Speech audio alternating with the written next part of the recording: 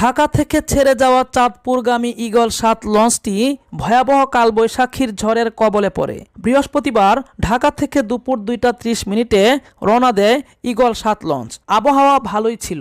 সন্ধ্যা ৬টার দিকে চাঁদপুরে পৌঁছার একটু আগে হঠাৎ করেই আকাশে কালো মেঘে চারদিকে অন্ধকারে ছেয়ে যায়। প্রবল বেগে বাতাস বইতে থাকে। শুরু হয় কালবৈশাখী ঝড়ের ভয়ঙ্কর তাণ্ডব।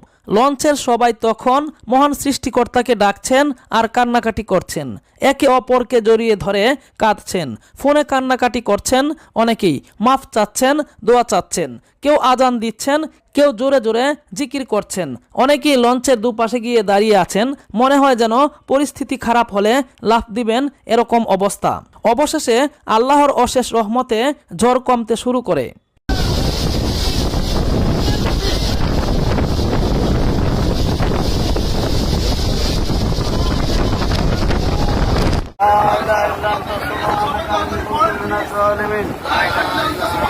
لا إله إلا أنت سبحانك إني كنت من الظالمين